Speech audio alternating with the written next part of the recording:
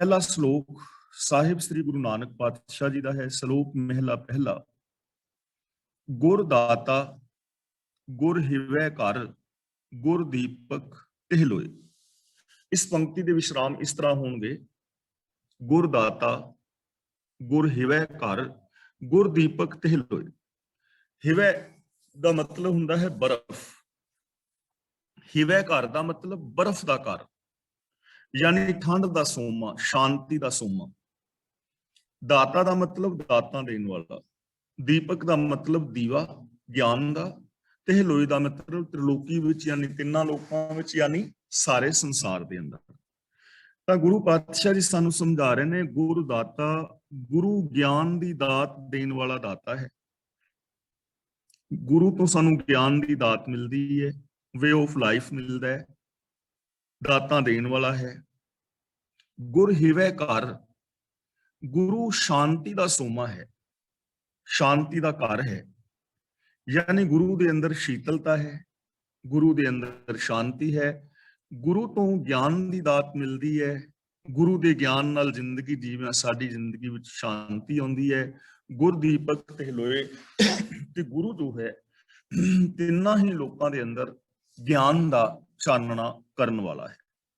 तां जे असीं चाहते हैं कि साडी जिंदगी विच शांति आवे, साडे जीवन के अंदर ज्ञान का दीवा जगे और असीं सुखां दीयां दातां हासिल कर सकीए, तां उहदे वास्ते इक्को ही राह है, ज्ञान गुरु की अगवाई में चलना, गुरु के ज्ञान मुताबिक जीवन जीना। अमर पदार्थ नानका मन मान्य सुख हुए। अमर का मतलब ना मरन वाला, ना मुकन वाला। मन मान्य का मतलब जे मन विच मन लिया जाए, दिल विच मन्निया जाए। सुख होए का मतलब सुख पैदा हो जाता है। तो गुरु के कोल आत्मक जीवन देने वाला पदार्थ है, ज्ञान है, जीवन का रास्ता है, जो सानू अमर करता है। अमर का मतलब आत्मक मौत तो बचाता है। गुरु के ज्ञान राही जो जिंदगी जींदा है ना, वो बंदा आत्मक मौते नहीं मरदा, ਉਹਦੇ ਅੰਦਰੋਂ इंसानियत नहीं मरदी, ਉਹਦੀ कदे जमीर नहीं मरदी।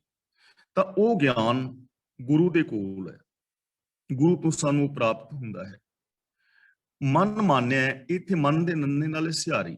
मन ਵਿੱਚ ਮਾਨੇ ਦਾ ਮਤਲਬ ਮਾਨਨ ਨਾਲ ਸੁਖ ਹੋਏ, ਸੁਖ ਹੁੰਦਾ ਹੈ ਜੇ ਅਸੀਂ ਉਸ ਗੁਰੂ ਦੇ ਗਿਆਨ ਨੂੰ ਮਨ ਵਿੱਚ ਵਸਾਈਏ, मन करके मन्नीए, यानी गुरु के ज्ञान ਨੂੰ इंप्लीमेंट करिए जिंदगी विच मन बचन कर्म करके। सुख होए दा मतलब फिर साडी जिंदगी दे अंदर सुख हो जाता है। जो भी इंसान गुरु के ज्ञान ਨੂੰ मन दे अंदर वसांदा है, गुरु ज्ञान मुताबिक जिंदगी जींदा है, ਉਹਨੂੰ सुख मिलता है और ਉਹਨੂੰ आत्मक जीवन मिलता है, ਉਹਦੇ अंदर शांति पैदा होती है। पहले प्यार लगा थण दुध। इत्थे जीवन दीयां मोटियां मोटियां 10 अवस्थावां बयान कीतियां ने और जीवन नूं समझण दा समझाण दा यतन किया गया है कि आम जो बंदे की जिंदगी है वो किवें बीतदी है। मोटियां मोटियां 10 अवस्थावां 10-10 साल का हवाला दे के समझण दा यतन किया है। वैसे तो जिंदगी हर पल बदलती है, हर समय बदलती है, साडे शरीर में चेंजिंग आउंदी है, मानसिकता में चेंजिंग आउंदी है, हर पल आ रही है। लेकिन जिहड़ियां मोटियां मोटियां 10 अवस्थावां ने जिन्हां नूं आम बंदा समझ लैंदा है, जो प्रचलित ने, गुरु पातशाह उन्हां राही एक सच्चाई बयान कर रहे हैं और सानू एक जीवन का रास्ता समझा रहे हैं। पहले पहले का मतलब पहली अवस्था जो बचपन विच है, जदों बच्चा जन्म लैंदा है। पहले प्यार लगा थण दुध। लगा का मतलब लग गया, प्यार दे रारे नाल सिहारी है, जिसका मतलब प्रेम दे नाल। तां गुरु पातशाह जी कहंदे ने कि पहली अवस्था विच जीव प्यार दे नाल मां दे थणां दे दुध दे विच रुझदा है। बच्चा जन्म होया बच्चे का, तां उहनूं मां दे थण दे नाल प्यार हुंदा है, क्योंकि उहनूं उत्थों खुराक मिलदी है ते जीवन दी शुरुआत इत्थों ही हुंदी है कि मां दे दुध दे नाल उहदी प्रीत पैंदी है, वो रुझदा है। ये उहदा सब तो पहला रुझेवां है। दूजे माए बाप की सुध। बच्चा थोड़ा होर वड्डा हुंदा है, ਉਹਦੀ ਸੂਝ-ਬੂਝ ਕੰਮ ਕਰਦੀ ਹੈ। ਸੁੱਧ ਦਾ ਮਤਲਬ ਸੂਝ। ਤਾਂ ਫਿਰ ਜਰਾ ਕੁ ਵੱਡਾ ਹੁੰਦਾ ਉਹਨੂੰ ਮਾਂ ਔਰ ਬਾਪ ਦੀ ਸੂਝ ਆ ਜਾਂਦੀ ਕਿ ਮੇਰਾ ਮਾਂ ਹੈ, ਇਹ ਮੇਰਾ ਪਿਓ ਹੈ, ਇਹ ਮੇਰੀ ਮਾਂ ਹੈ, ਇਹ ਮੇਰਾ ਪਿਓ ਹੈ। ਉਹ ਮਾਂ ਪਿਓ ਕਰਨ ਲੱਗ ਜਾਂਦਾ। ਮਾਂ ਪਿਓ ਤੋਂ ਬਿਨਾਂ ਉਹ ਫਿਰ ਰਹਿਣਾ ਨਹੀਂ ਚਾਹੁੰਦਾ। ਉਹਦੀ ਮਾਂ ਪਿਓ ਦੀ ਪ੍ਰੀਤ ਬਣਦੀ ਹੈ। ਮਾਂ ਔਰ ਬਾਪ ਦੀ ਉਹਨੂੰ ਸਮਝ ਪੈਂਦੀ ਹੈ ਕਿ ਮੇਰੀ ਮਾਂ ਹੈ, ਮੇਰਾ ਪਿਓ ਹੈ। ਤੀਜੇ ਭਈਆ ਭਾਬੀ ਬੇਬ, ਇਹਨੂੰ ਭਇਆ ਨਹੀਂ ਪੜਨਾ, ਇਹਨੂੰ ਭਈਆ ਪੜਨਾ ਹੈ। ਭਈਆ ਦਾ ਮਤਲਬ ਭਰਾ, ਭਾਬੀ ਦਾ ਮਤਲਬ ਭਰਜਾਈ, ਤੇ ਬੇਬ ਦਾ ਮਤਲਬ ਭੈਣ। ਭੈਣ ਨੂੰ ਬੇਬੇ ਵੀ ਕਹਿੰਦੇ ਸਨ, ਜਿਵੇਂ ਬੇਬੇ ਨਾਨਕੀ। ਬਹੁਤ ਇਲਾਕਿਆਂ ਵਿੱਚ ਭੈਣ ਨੂੰ ਬੇਬੇ ਕਹਿੰਦੇ ਨੇ। ਬੇਬ ਦਾ ਮਤਲਬ ਭੈਣ। ਜੋ ਤੀਜੀ ਅਵਸਥਾ ਹੈ, ਬੱਚਾ ਥੋੜਾ ਹੋਰ ਵੱਡਾ ਹੁੰਦਾ ਹੈ, ਉਹਦੀ ਸਮਝ ਹੋਰ ਥੋੜੀ ਵਿਸ਼ਾਲ ਹੁੰਦੀ ਹੈ।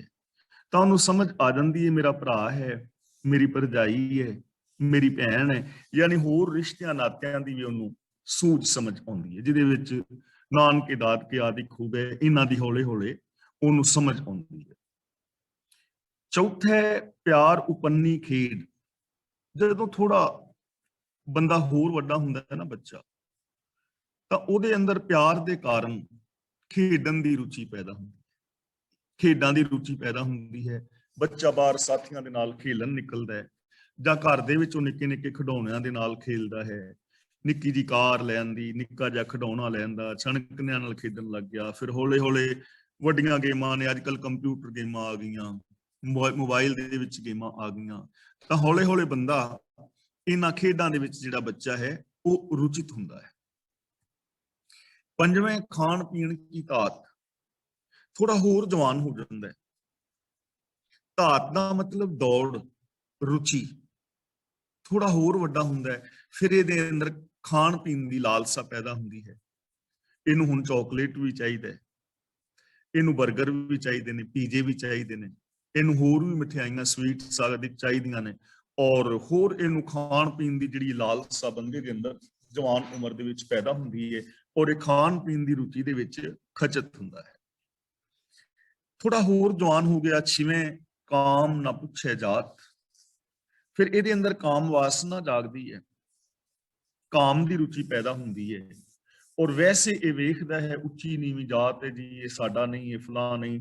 ਲੇਕਿਨ ਕਾਮ ਦੇ ਅੰਦਰ ਐਸਾ ਇਹ ਖਚਿਤ ਹੁੰਦਾ ਹੈ ਕਿ ਉੱਚੇ ਨੀਵੇਂ ਦੀ, ਚੰਗੇ ਮਾੜੇ ਦੀ ਕੋਈ ਪਰਵਾਹ ਨਹੀਂ ਕਰਦਾ, ਔਰ ਕਾਮ ਰੁਚੀ ਇਹਦੇ ਅੰਦਰ ਪੈਦਾ ਹੋ ਜਾਂਦੀ ਹੈ। ਫਿਰ ਇਹ ਆਪਣੇ ਇਸ ਰੁਚੀ ਦੇ ਅੰਦਰ ਵਿਕਾਰੀ ਦ੍ਰਿਸ਼ਟੀ ਜਾਂ ਵਿਕਾਰੀ ਜ਼ਿੰਦਗੀ ਵਾਲੇ ਪਾਸੇ ਵੱਧ ਜਾਂਦਾ ਹੈ। ਸਤਵੇਂ ਸੰਜ ਕੀਆ ਘਰਵਾਸ। ਸੰਜ ਦਾ ਮਤਲਬ ਪਦਾਰਥ ਇਕੱਠੇ ਕਰਕੇ। ਸਤਵੇਂ ਦਾ ਮਤਲਬ ਸਤਵੀਂ ਅਵਸਥਾ। ਜਦੋਂ ਥੋੜਾ ਹੋਰ ਅੱਗੇ ਚੱਲਦਾ ਹੈ ਜੀਵਨ, ਤਾਂ ਫਿਰ ਥੋੜੇ ਪਦਾਰਥ ਇਕੱਠੇ ਕਰਦਾ ਹੈ, ਘਰ ਮਕਾਨ ਬਣਾਉਂਦਾ ਹੈ, ਤੇ ਘਰਵਾਸ, ਘਰ ਦਾ ਵਸੇਬਾ ਬਣਾ ਲੈਂਦਾ। ਵਿਆਹ ਵਗੈਰਾ ਕਰਾ ਲਿਆ, ਘਰ ਦਾ ਵਸੇਬਾ ਬਣਾ ਲਿਆ, ਘਰ ਵਾਲੀ ਆ ਗਈ, ਹੌਲੇ ਹੌਲੇ ਅੱਗੋਂ ਬੱਚੇ ਪੈਦਾ ਹੋ ਗਏ, ਘਰ ਦਾ ਵਸੇਬਾ, ਪਦਾਰਥ ਇਕੱਠੇ ਕਰਦਾ ਹੈ, ਘਰ ਬਾਹਰ ਬਣਾਉਂਦਾ ਹੈ, ਔਰ ਘਰ ਦੇ ਵਿੱਚ ਵਸੇਬਾ ਕਰ ਲੈਂਦਾ ਹੈ। ਅੱਠਵੇਂ ਕ੍ਰੋਧ ਹੁਆ ਤਾਂ ਨਾਸ। ਅਗਲੀ ਇਹਦੀ ਅਵਸਥਾ ਹੈ ਕਿ ਇਹਦੇ ਜੀਵਨ ਦੇ ਅੰਦਰ ਕ੍ਰੋਧ ਪੈਦਾ ਹੋ ਜਾਂਦਾ ਹੈ, ਔਰ ਕ੍ਰੋਧ ਕਰਕੇ ਇਹਦੇ ਤਨ ਦਾ ਨਾਸ ਹੁੰਦਾ ਹੈ, ਤਨ ਕਮਜ਼ੋਰ ਹੁੰਦਾ ਹੈ। ਕਾਮ ਕ੍ਰੋਧ ਕਾਇਆ ਕੋ ਗੱਲ ਹੈ, ਜਿਉਂ ਕੰਚਨ ਸੁਹਾਗਾ ਢਾਲੇ। ਜਦੋਂ ਬੰਦੇ ਦੀ ਜ਼ਿੰਦਗੀ ਵਿੱਚ ਕ੍ਰੋਧ ਆਉਂਦਾ ਹੈ ਤਾਂ ਇਹਦਾ ਬੀਪੀ ਹਾਈ ਹੁੰਦਾ ਹੈ, ਇਹਦੇ ਚਿਹਰੇ ਦੀ ਸ਼ਕਲ ਵਿਗੜਦੀ ਹੈ, ਇਹਦੀ ਸੋਚ ਖਤਮ ਹੁੰਦੀ ਹੈ, ਔਰ ਇਹ ਆਪਣੇ ਰਿਸ਼ਤੇ ਨਾਤੇ ਬਹੁਤ ਸਾਰੇ ਤੋੜ ਲੈਂਦਾ ਹੈ। ਲੋਕਾਂ ਦੇ ਨਾਲ ਉਹ ਸੰਬੰਧ ਟੁੱਟ ਜਾਂਦੇ ਨੇ। ਤੇ ਯਾਦ ਰੱਖਣਾ, ਕ੍ਰੋਧ ਜ਼ਰੂਰੀ ਨਹੀਂ ਕਿ ਵਿਆਹ ਤੋਂ ਬਾਅਦ ਹੀ ਆਵੇ, ਵਿਆਹ ਤੋਂ ਪਹਿਲਾਂ ਵੀ ਕ੍ਰੋਧ ਆਉਂਦਾ ਹੈ। ਇੱਥੇ ਗੱਲ ਕੀਤੀ ਗਈ ਹੈ ਕਿਉਂਕਿ ਆਮ ਕਰਕੇ ਬਾਅਦ ਦੇ ਵਿੱਚ ਕ੍ਰੋਧ ਆਉਣ ਦੇ ਬਹੁਤੇ ਕਾਰਨ ਨੇ, ਕਿਉਂਕਿ ਬਹੁਤ ਸਾਰੀਆਂ ਲੋੜਾਂ ਵਧਾ ਲੈਂਦਾ ਹੈ, ਲੋੜਾਂ ਪੂਰੀਆਂ ਨਹੀਂ ਹੁੰਦੀਆਂ, ਖਿਝ ਪੈਦਾ ਹੋ ਜਾਂਦੀ ਹੈ। ਛੋਟੀ ਜੀ ਗੱਲ ਪਤਨੀ ਨੇ ਕਹਿ ਦਿੱਤੀ, ਬੱਚਿਆਂ ਨੇ ਕਹਿ ਦਿੱਤੀ, ਜਾਂ ਹੋਰ ਕੁਛ, ਹੌਲੇ ਹੌਲੇ ਕਿਉਂਕਿ ਖਿਝ ਪੈਦਾ ਹੋਣ ਲੱਗ ਜਾਂਦੀ ਹੈ, ਔਰ ਕ੍ਰੋਧ ਕਰਕੇ ਇਹਦਾ ਤਨ ਜਿਹੜਾ ਹੈ ਨਾਸ ਹੁੰਦਾ ਹੈ। ਨਾਵੇਂ ਧੌਲੇ ਉੱਭੇ ਸਾਹ।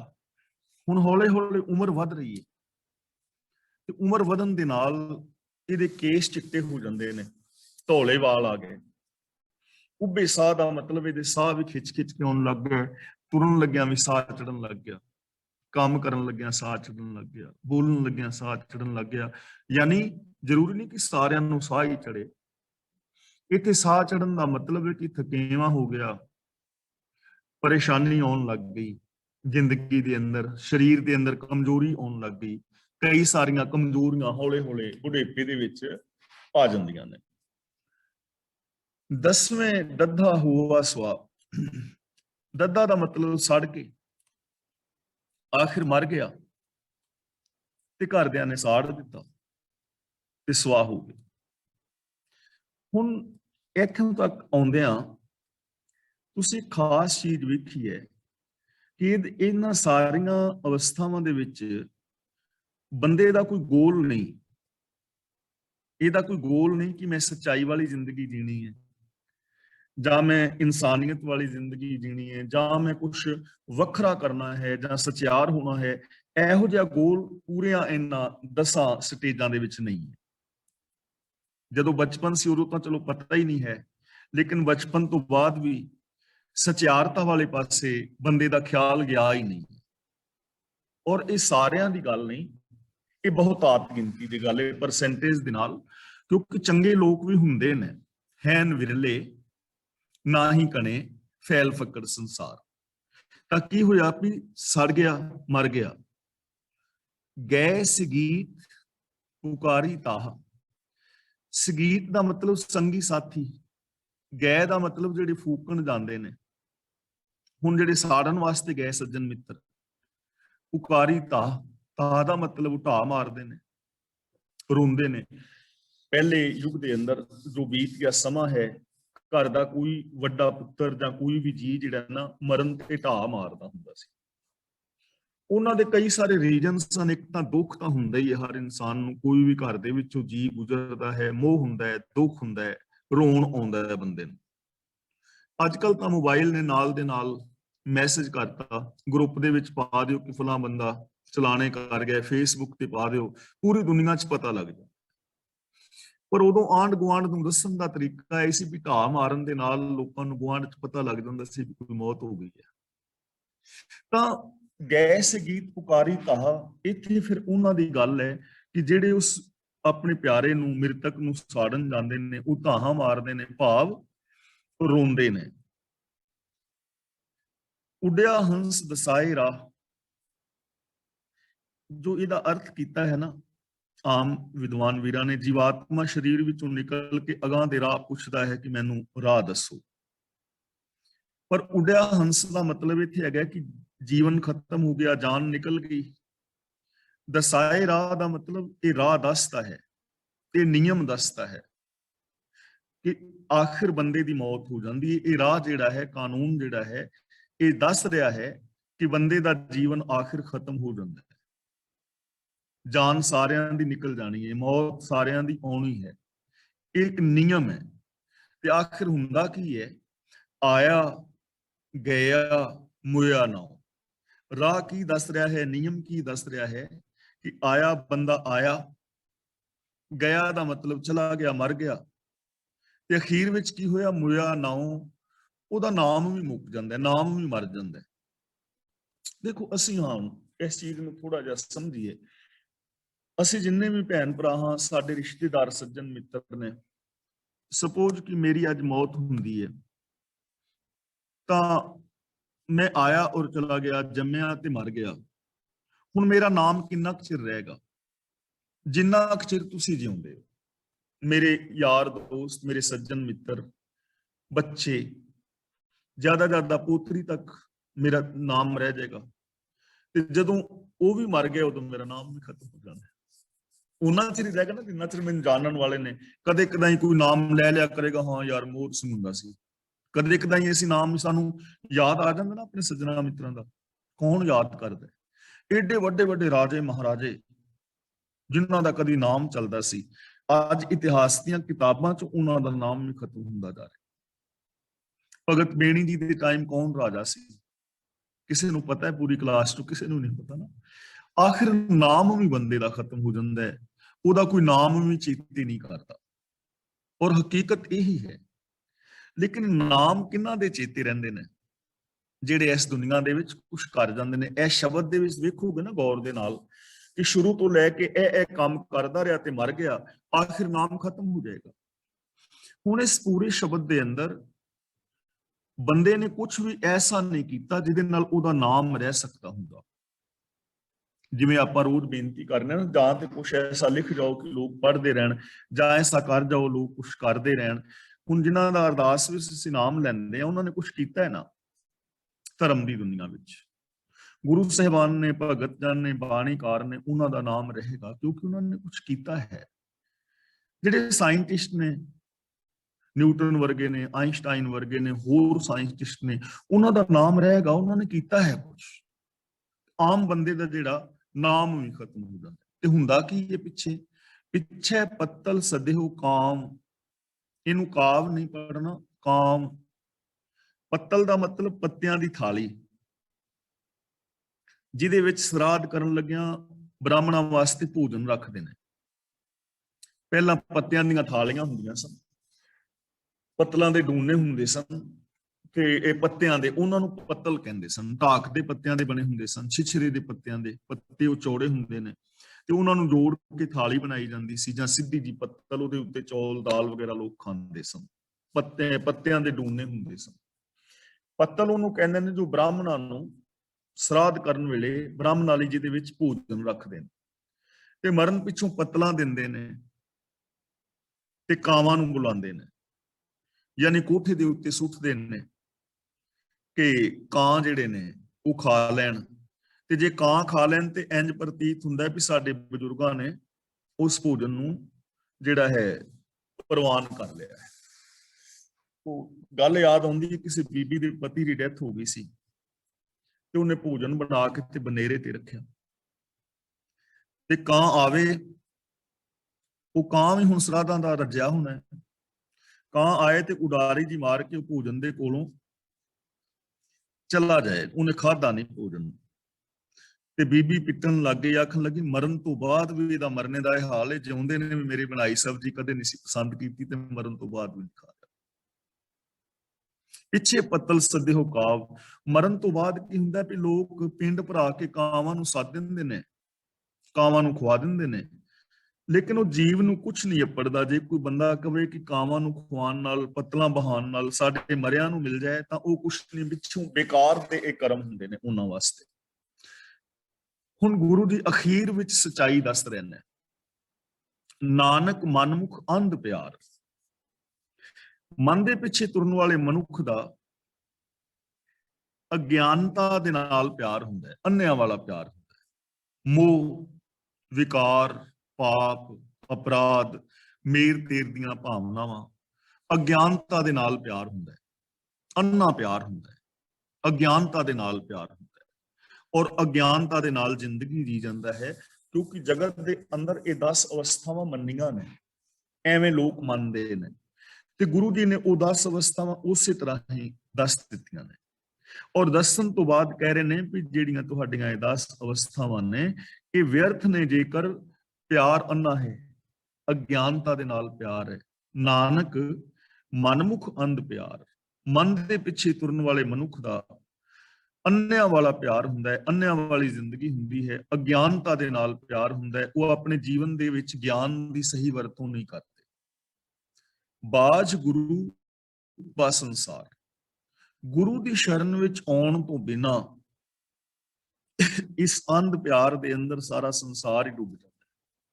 ਯਾਨੀ ਸਾਰੇ ਸੰਸਾਰ ਦੇ ਜਾਂ ਸੰਸਾਰ ਦੇ ਸਾਰੇ ਉਹ ਜੀਵ ਜੋ ਗੁਰੂ ਗਿਆਨ ਮੁਤਾਬਕ ਜ਼ਿੰਦਗੀ ਨਹੀਂ ਜੀਂਦੇ, ਗਿਆਨ ਗੁਰੂ ਦੀ ਅਗਵਾਈ ਵਿੱਚ ਜੀਵਨ ਨਹੀਂ ਬਤੀਤ ਕਰਦੇ, ਗਿਆਨ ਦੀ ਸਹੀ ਵਰਤੋਂ ਨਹੀਂ ਕਰਦੇ, ਸੱਚਾ ਜੀਵਨ ਨਹੀਂ ਬਿਤਾਉਂਦੇ, ਉਹ ਵਿਕਾਰਾਂ ਦੇ ਅੰਦਰ ਡੁੱਬਦੇ ਰਹਿੰਦੇ ਨੇ, ਵਿਕਾਰਾਂ ਦੇ ਵਿੱਚ ਖਚਤ ਹੁੰਦੇ ਰਹਿੰਦੇ ਨੇ। ਤਾਂ ਇਸ ਪਾਵਨ ਸ਼ਲੋਕ ਰਾਹੀਂ ਗੁਰਦੇਵ ਪਾਤਸ਼ਾਹ ਸਾਨੂੰ ਸਮਝਾ ਰਹੇ ਨੇ ਕਿ ਜੇ ਬੰਦਾ ਗੁਰੂ ਗਿਆਨ ਮੁਤਾਬਕ ਜ਼ਿੰਦਗੀ ਨਹੀਂ ਜੀਂਦਾ, ਗਿਆਨ ਦੀ ਸਹੀ ਵਰਤੋਂ ਨਹੀਂ ਕਰਦਾ, ਤਾਂ ਉਹਦੀ ਸਾਰੀ ਜ਼ਿੰਦਗੀ ਐਵੇਂ ਹੀ ਵਿਅਰਥ ਨਿਕਲ ਜਾਂਦੀ ਹੈ। ਅਗਿਆਨਤਾ ਦੇ ਵਿੱਚ ਡੁੱਬਿਆ ਰਹਿੰਦਾ ਹੈ, ਅਗਿਆਨਤਾ ਵਾਲੇ ਕਰਮ ਕਰਦਾ ਰਹਿੰਦਾ ਹੈ, ਜੀਵਨ ਦੇ ਅੰਦਰ ਕੁਝ ਵਿਸ਼ਾਲ ਨਹੀਂ ਕਰ ਪਾਉਂਦਾ, ਉੱਚੀ ਸੋਚ ਨਹੀਂ ਬਣਾ ਪਾਉਂਦਾ, चंगी जिंदगी नहीं जी पाता, संसार और समाज का भला नहीं कर पाता, हालांकि बहुत कुछ कर सकता सी जे जीवन की सही वरतों करता तो बहुत कुछ कर सकता सी। लेकिन सारा जगत ही गुरु ज्ञान तो बिना एवें ही डुबदा रहता है।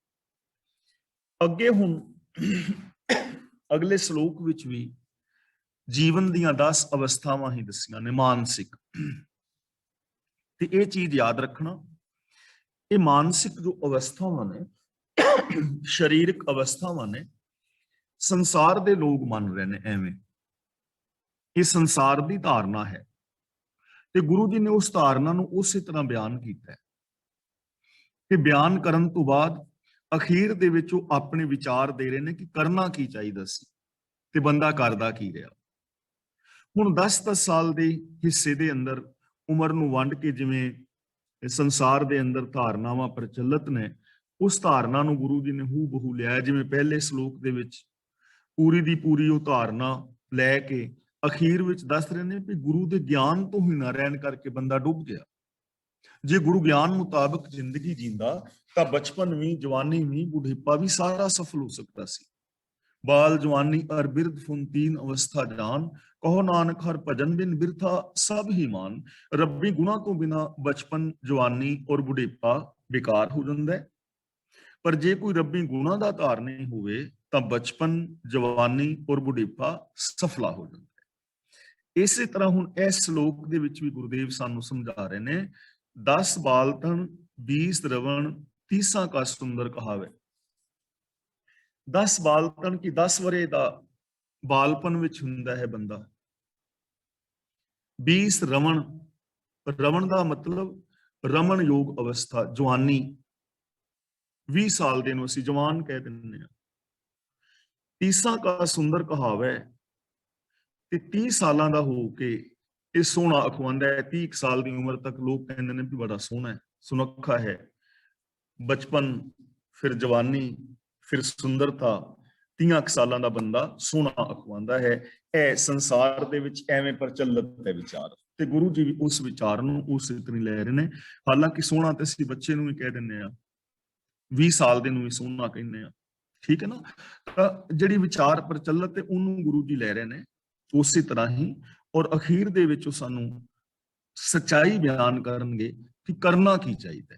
10 साल की उम्र विच, 20 साल की उम्र विच, 30 साल की उम्र विच करना की चाहिए सी, अगे चल के सानू समझाना।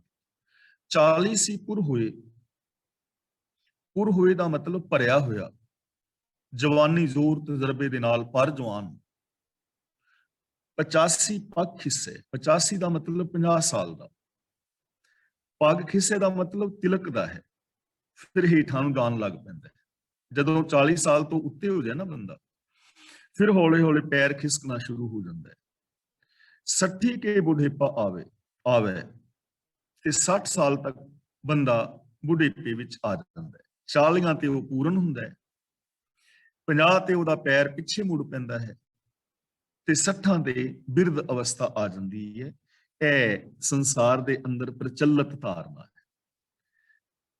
70 का मतहीन 80 का व्यवहार न पावे।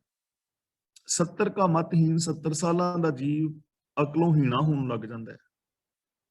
ਹੁਣ देखो ये गुरु जी के विचार नहीं हैं, ये संसार की जी प्रचलित धारणा ना ਉਹਨੂੰ ਲੈ नहीं तो हम 70 साल के सारे मतहीनता नहीं ना हो जाते। लेकिन आम धारणा यह है कि बंदा 70 का मतहीन हो जाता है, जिवें ਅਸੀਂ कहने फलाना ते 70 गया है। ਹੁਣ मतहीन ते जवान बच्चे भी ने, बेअकलियां ते जवान भी कर रहे हैं। जे कोई गलती बजुर्ग तो हो जाती है, एक्सीडेंट हो जाता है, तो एक्सीडेंट तो जवाना तो ही होंगे।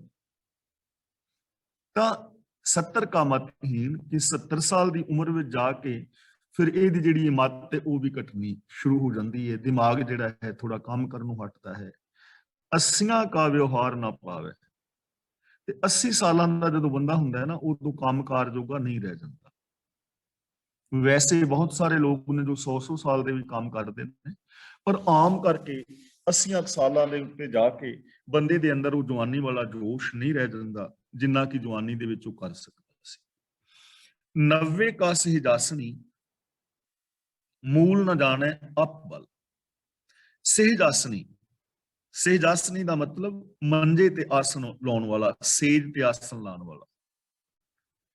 सहजासनी का मतलब मंजे ते आसन लाने वाला। मूल न जाने अप बल, अप बल का मतलब कमजोरी महसूस करनी, अपने बल नूं ना जानना, अपना आप।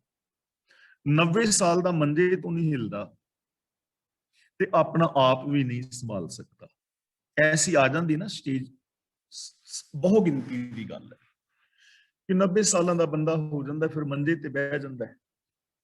ते कई बार बंदा बजुर्ग अवस्था विच किसी रोग के कारण ऐसा मजबूर हुंदा है कि वो अपने आप जोगा भी नहीं रह जाता, अपने आप नूं नहीं संभाल पांदा, उन्होंने बाथरूम तक भी घरदियां नूं फड़ के ले जाना पैंदा है। टंडोलिम ढूंढिम डिठ मैं, नानक जग धूए का तवल हर। टंडोलिम ढूंढिम, टंडोलिम का मतलब मैं खोजिया है, ढूंढिम का मतलब ढूंढिया है, देखिया है, परखिया है, तत्त कढ़िया है। नानक जग धूए का तवल हर। तवल हर का मतलब सफेद प्लस्तर वाला जिहड़ा मकान हुंदा है, धौलर चंगा मकान। हुण इत्थे धूए का धौलर कह रहे ने, धूए का महल। जिवें महल होवे, पहाड़ होवे कोई, तां पहाड़ तां हमेशा रहिंदा है ना, लेकिन जे धूं का पहाड़ बनिया होवे, धूं पहाड़ की तरह फैलिया होवे, तां वो थोड़ी देर रहिंदा है, फिर धुआं उड़ जांदा है। जिवें कोई महल है चिट्टा संगमरमर का बनिया, तां वो दूरों दिस रहा है कि वो है भी है, पर जे धुआं होवे ते महल का भुलेखा पाए तां वो रहिंदा नहीं, आखिर वो खत्म हो जाता है। तां गुरु पातशाह जी इत्थे समझा रहे ने कि मैं जगत नूं ढूंढिया है, भालिया है, वेख्या है, पर यह जगत धुएं का पहाड़ है, सदा रहने वाला नहीं। यानी इत्थे सदा किसी ने नहीं रहना। इस श्लोक के अंदर सानू समझाया है कि बचपन तो लैके जवानी, फिर अगे चल के बुढ़ेपा ते आखिर मौत, यानी इस संसार के उत्ते थिर कोई नहीं है, हर एक ने चले जाना है।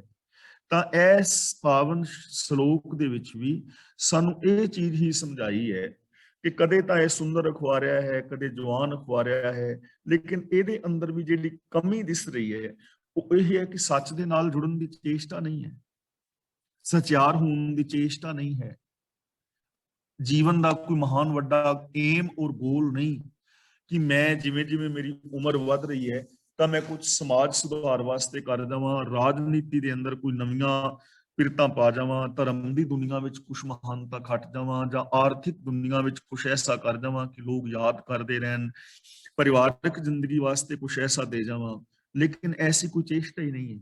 ਆਖਿਰ ਬੰਦਾ ਮਰ ਜਾਂਦਾ ਹੈ, ਖਤਮ ਹੋ ਜਾਂਦਾ ਹੈ, ਪਰ ਜੀਵਨ ਦੇ ਅੰਦਰ ਜੋ ਕਰ ਸਕਦਾ ਸੀ ਉਹ ਨਹੀਂ ਕਰ ਪਾਉਂਦਾ।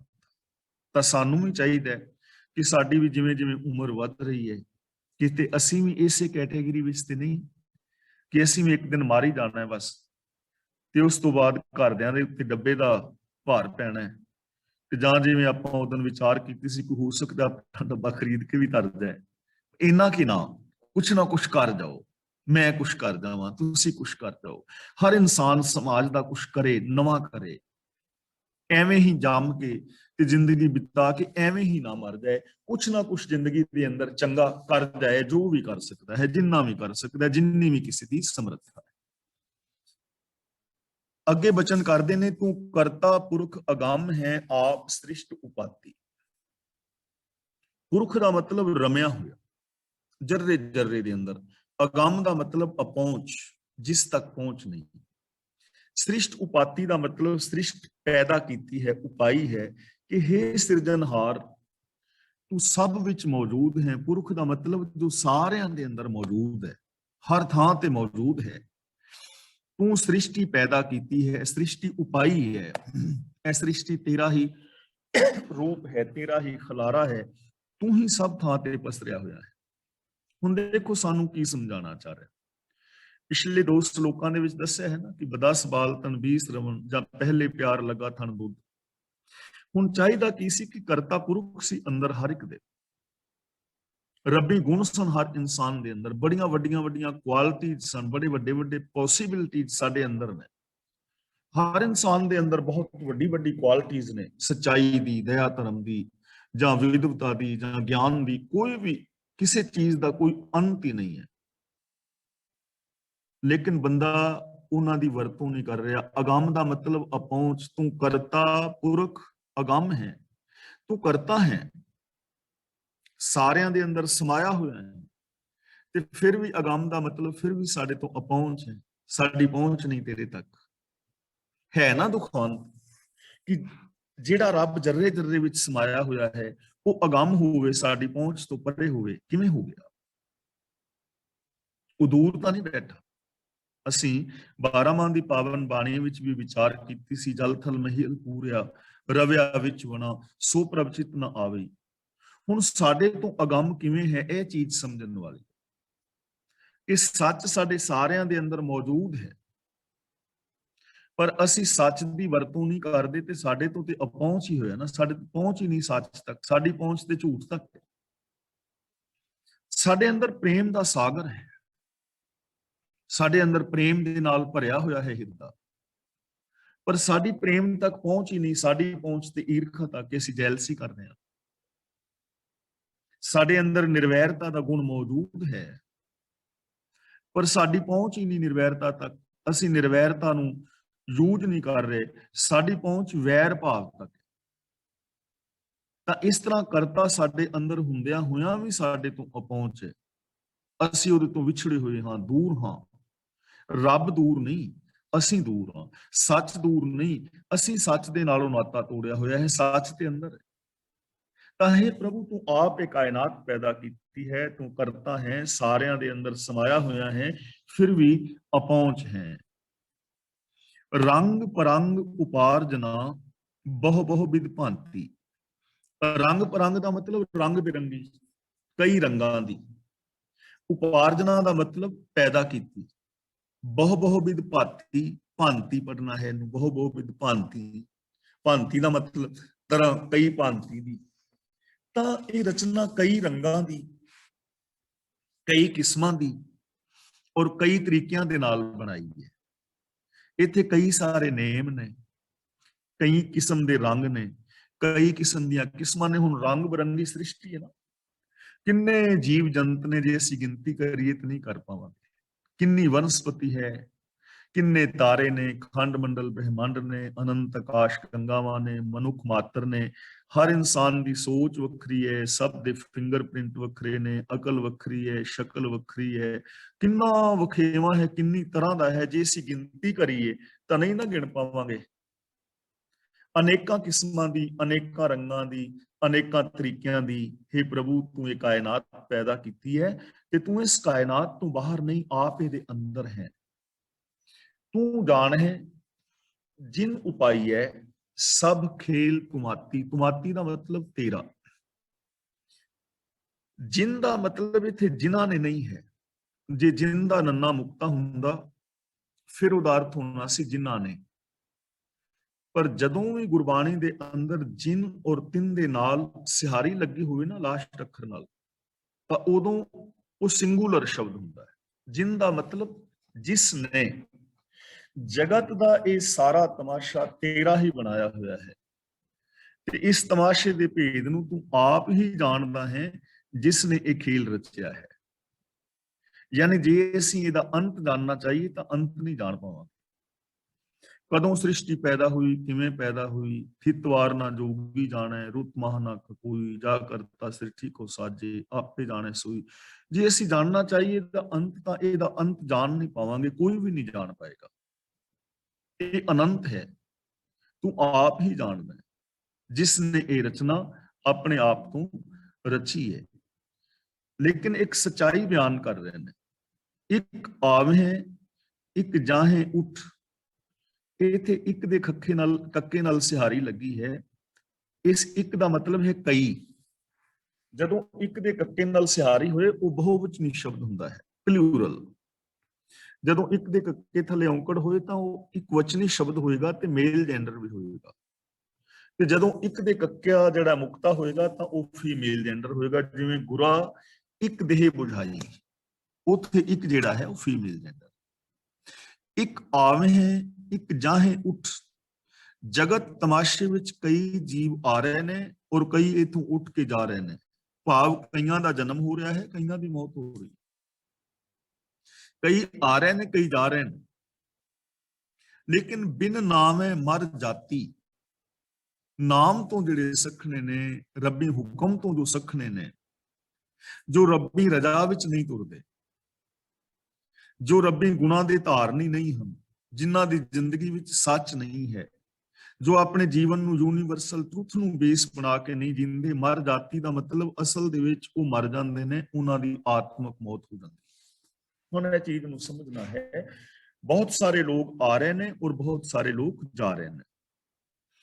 ਤਾਂ ਮੈਂ ਆਇਆ ਔਰ ਮੈਂ ਜਾਵਾਂਗਾ, ਜਨਮਿਆ ਔਰ ਮਰਾਂਗਾ। ਲੇਕਿਨ ਜਿਸ ਦਿਨ ਮੈਂ ਜਨਮਿਆ ਔਰ ਜਿਸ ਦਿਨ ਮੈਂ ਮਰਾਂਗਾ, ਇਸ ਦੌਰਾਨ ਜਨਮ ਔਰ ਮੌਤ ਦੇ ਦੌਰਾਨ ਜਿਹੜਾ ਸਮਾਂ ਹੈ ਉਹ ਮੈਨੂੰ ਜੀਵਨ ਮਿਲਿਆ ਹੈ, ਉਹਨੂੰ ਜੀਵਨ ਕਹਿੰਦੇ ਨੇ। ਉਸ ਜੀਵਨ ਦੇ ਅੰਦਰ, ਉਸ ਜੀਵਨ ਕਾਲ ਵਿੱਚ ਜੇ ਮੈਂ ਸੱਚ ਨੂੰ ਭੁਲਾ ਕੇ ਜੀਵਿਆ, ਜੇ ਮੈਂ ਔਗਣਾਂ ਵਾਲੀ ਜ਼ਿੰਦਗੀ ਜੀਵਿਆ, ਤਾਂ ਗੁਰੂ ਜੀ ਕਹਿੰਦੇ ਨੇ ਫਿਰ ਤੂੰ ਮੁਰਦਿਆਂ ਵਾਲੀ ਜ਼ਿੰਦਗੀ ਜੀ। ਉਸ ਜੀਵਨ ਦੇ ਅੰਦਰ ਜੇ ਕੋਈ ਸੱਚ ਨਾਲੋਂ ਟੁੱਟ ਗਿਆ ਤੇ ਉਹ ਮਰ ਗਿਆ, ਉਹਦੀ ਜ਼ਮੀਰ ਮਰ ਗਈ। ਇਹ ਆਪਾਂ ਵਿਚਾਰ ਹਰ ਰੋਜ਼ ਹੀ ਕਰੀਬ ਕਰ ਰਹੇ ਹਾਂ ਕਿ ਜੇ ਕੋਈ ਬੰਦਾ ਬੇਗਾਨੀ ਧੀ ਭੈਣ ਨੂੰ ਮਾੜੀ ਨਜ਼ਰ ਨਾਲ ਤੱਕਦਾ ਹੈ ਤੇ ਇਹਦਾ ਮਤਲਬ ਮਰ ਗਿਆ। ਇਨਸਾਨੀਅਤ ਮਰੇਗੀ ਤਾਂ ਐਸੀ ਸੋਚ ਅੰਦਰ ਪੈਦਾ ਹੋਏਗੀ ਨਾ। ਜੇ ਕੋਈ ਕਿਸੇ ਦਾ ਬੇਗਾਨਾ ਪੈਸਾ ਖਾਂਦਾ ਹੈ, ਚਾਹੇ ਉਹ ਇੱਕ ਵੀ ਪੈਸਾ ਹੈ ਹੀਰਾ ਫੇਰੀ ਨਾਲ, ਇੱਕ ਪੈਨੀ ਵੀ ਖਾਂਦਾ ਹੈ ਬੇਗਾਨਾ ਹੱਕ, ਤਾਂ ਅੰਦਰੋਂ ਇਨਸਾਨੀਅਤ ਮਰੇਗੀ ਤਾਂ ਐਸਾ ਕੰਮ ਕਰੇਗਾ। ਜਿਉਂਦੀ ਜ਼ਮੀਰ ਵਾਲਾ ਬੰਦਾ ਐਵੇਂ ਨਹੀਂ ਕਰੇਗਾ। ਰਿਸ਼ਵਤਖੋਰੀ, ਚੋਰ ਬਾਜ਼ਾਰੀ, ਜਾਤੀਵਾਦ, ਦਾਜ ਦਹੇਜ, ਲੜਾਈ ਦੰਗੇ ਫਸਾਦ, ਇਮੋਸ਼ਨਲ ਬਲੈਕਮੇਲ ਕਰਨਾ, ਧਰਮ ਦੇ ਨਾਮ ਤੇ ਕਿੰਨੀ ਲੁੱਟ ਹੈ ਨਾ। ਤਾਂ ਉਹ ਲੋਕ ਹੀ ਲੁੱਟ ਕਰਨਗੇ ਜਿਨ੍ਹਾਂ ਦੀ ਜ਼ਮੀਰ ਮਰੇਗੀ, ਅੰਦਰੋਂ ਇਨਸਾਨੀਅਤ ਮਰੇਗੀ। ਧਰਮ ਦੇ ਨਾਮ ਦੇ ਉੱਤੇ ਅੰਧ ਵਿਸ਼ਵਾਸ ਫੈਲਾ ਕੇ ਲੋਕਾਂ ਦਾ ਇਮੋਸ਼ਨਲ ਬਲੈਕਮੇਲ ਕਰਨਾ, ਆਰਥਿਕ ਔਰ ਮਾਨਸਿਕ ਸ਼ੋਸ਼ਣ ਕਰਨਾ, ਲੋਕਾਂ ਨੂੰ ਮਾਨਸਿਕ ਗੁਲਾਮ ਬਣਾਉਣਾ, ਬੌਧਿਕ ਤੌਰ ਤੇ ਗੁਲਾਮ ਬਣਾਉਣਾ ਕਿੰਨਾ ਵੱਡਾ ਅਤਿਆਚਾਰ ਹੈ। ਤਾਂ ਉਹ ਬੰਦਾ ਹੀ ਕਰੇਗਾ ਜਿਸ ਦੇ ਅੰਦਰੋਂ ਇਨਸਾਨੀਅਤ ਮਰੇਗੀ, ਤਾਂ ਹੀ ਕਿਸੇ ਦਾ ਮਿਸਯੂਜ਼ ਕਰੇਗਾ। ਤਾਂ ਗੁਰੂ ਪਾਤਸ਼ਾਹ ਜੀ ਕਹਿੰਦੇ ਨੇ ਇੱਥੇ ਕਈ ਲੋਕ ਆਉਂਦੇ ਨੇ, ਕਈ ਲੋਕ ਜਾਂਦੇ ਨੇ, ਜਨਮ ਔਰ ਮੌਤ ਚੱਲ ਰਹੀ ਹੈ, ਪਰ ਜਿਹੜੇ ਸੱਚ ਤੋਂ ਬਿਨਾਂ ਜ਼ਿੰਦਗੀ ਜੀਂਦੇ ਨੇ ਉਹ ਆਤਮਕ ਮੌਤ ਤੇ ਮਰ ਜਾਂਦੇ ਨੇ। ਉਹਨਾਂ ਦੇ ਅੰਦਰੋਂ ਇਨਸਾਨੀਅਤ ਮਰ ਜਾਂਦੀ ਹੈ, ਅਸਲੀ ਮਰੇ ਹੋਏ ਇਨਸਾਨ ਨੇ ਉਹ। ਲੇਕਿਨ ਸਾਰੇ ਐਵੇਂ ਨਹੀਂ ਕਿ ਸਾਰੇ ਹੀ ਮਰ ਜਾਣ। ਇਹ ਦੁਨੀਆ ਵਿੱਚ ਚੰਗੇ ਇਨਸਾਨ ਵੀ ਨੇ, ਹੈਨ ਵਿਰਲੇ ਨਾ ਹੀ ਕਣੇ। ਹੁਣ ਉਹਨਾਂ ਦੀ ਗੱਲ ਕਰਦੇ ਨੇ, ਗੁਰਮੁਖ ਰੰਗ ਚਲੂਲਿਆ, ਰੰਗ ਹਰ ਰੰਗ ਰਾਤੀ। ਚਲੂਲਿਆ ਫਾਰਸੀ ਦੇ ਸ਼ਬਦ ਹੈ ਚੂ ਲਾਲਹ, ਗੁਲਹ ਲਾਲਹ, ਯਾਨੀ ਲਾਲ ਵਰਗਾ, ਲਾਲੇ ਵਰਗਾ ਲਾਲ, ਗੂੜਾ ਲਾਲ। ਗੁਰਮੁਖ ਰੰਗ ਵਿੱਚ ਗੂੜੇ ਲਾਲ, ਹਰੀ ਦੇ ਪ੍ਰੇਮ ਵਿੱਚ ਰੰਗੇ ਹੋਏ ਨੇ। ਲਾਲ ਹੈ ਇੱਕ ਫੁੱਲ ਹੁੰਦਾ ਹੈ, ਉਹ ਫੁੱਲ ਬਹੁਤ ਲਾਲ ਹੈ, ਗੂੜੇ ਲਾਲ ਰੰਗ ਵਾਲਾ ਹੈ।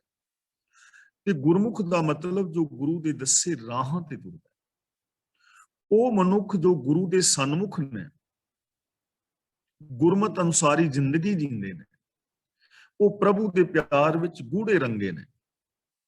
ਰੰਗ ਹਰ ਰੰਗ ਰਾਤੀ ਦਾ ਮਤਲਬ ਨਿਰੋਲ ਪ੍ਰੇਮ ਦੇ ਅੰਦਰ ਰੰਗੇ ਨੇ। ਉਹਨਾਂ ਦੀ ਜ਼ਿੰਦਗੀ ਵਿੱਚ ਹੋਰ ਕੁਛ ਨਹੀਂ, ਕੇਵਲ ਗੁਣਾਂ ਦਾ ਪ੍ਰੇਮ ਹੈ, ਸੱਚ ਦਾ ਪ੍ਰੇਮ ਹੈ। ਉਹ ਇਨਸਾਨੀਅਤ ਦੇ ਅੰਦਰ ਰੰਗੇ ਹੋਏ। ਉਹਨਾਂ ਦੀ ਮਨ, ਬੁੱਧ, ਆਤਮਾ, ਸੁਰਤ, ਸੋਚ, ਉਹਨਾਂ ਦਾ ਪੂਰਾ ਜੀਵਨ ਮੁਕੰਮਲ ਤੌਰ ਤੇ ਸੱਚ ਦੇ ਅੰਦਰ ਰੰਗਿਆ, ਸੱਚ ਦੇ ਪ੍ਰੇਮ ਵਿੱਚ ਰੰਗਿਆ।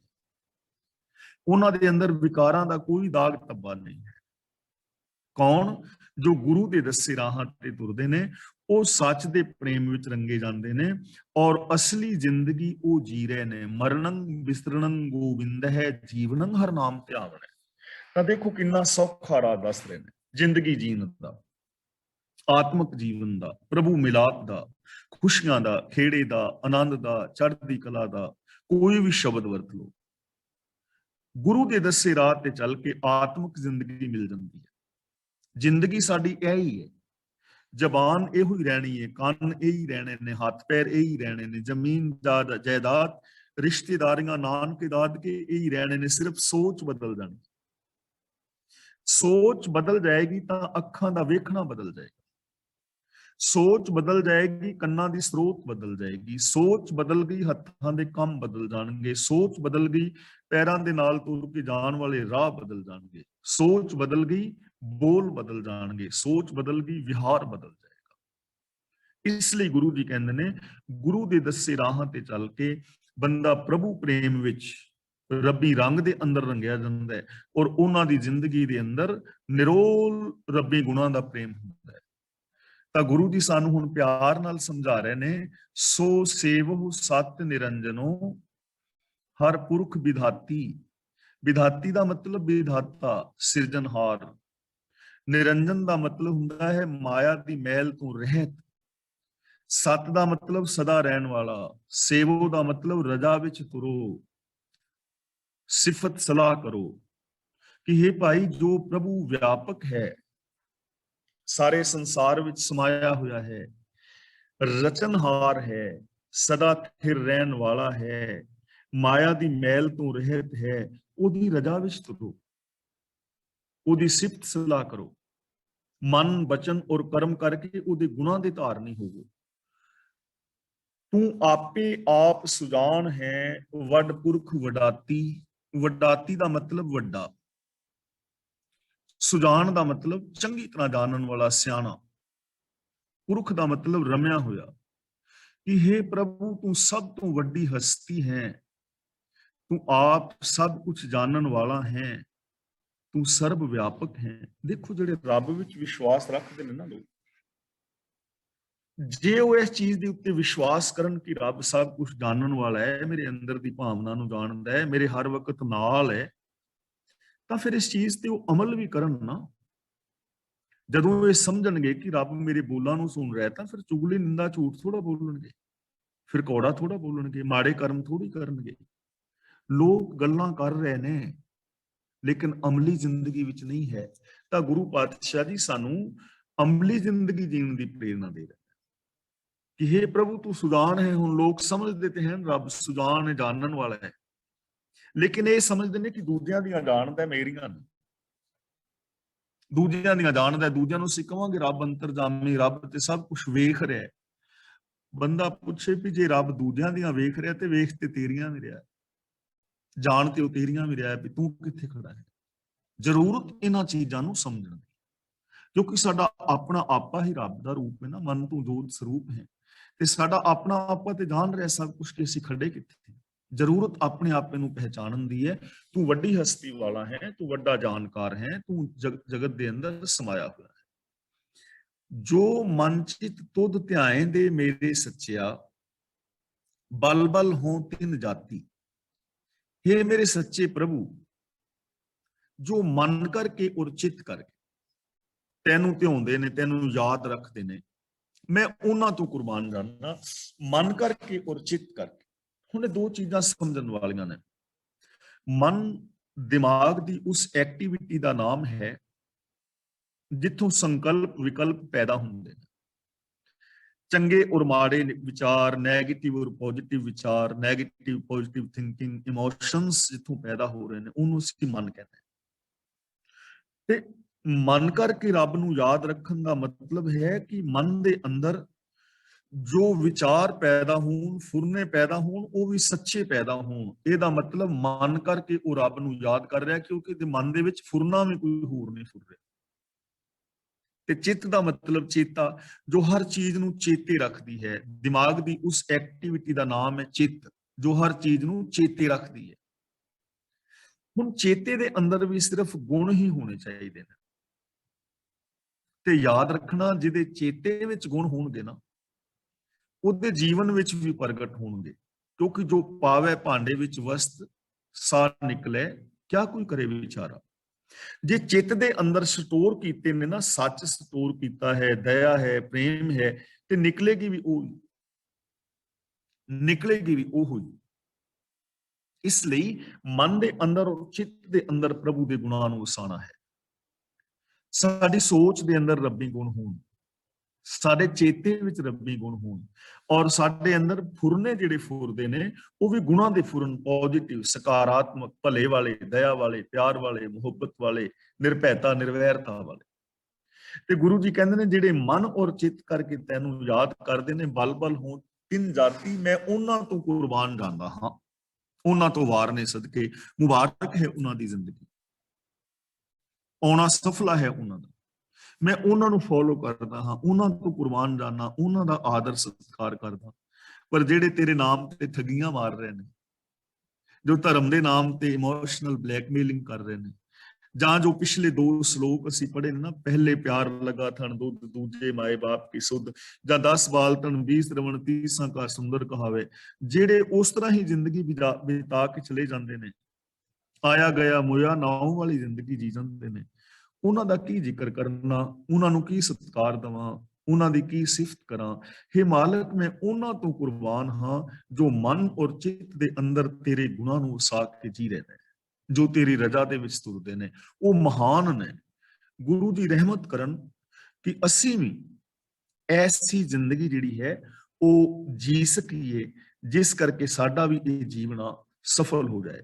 ਤਾਂ ਅੱਜ ਦੀ ਵਿਚਾਰ ਇੱਥੇ ਸਮਾਪਤ ਕਰਦੇ ਹਾਂ।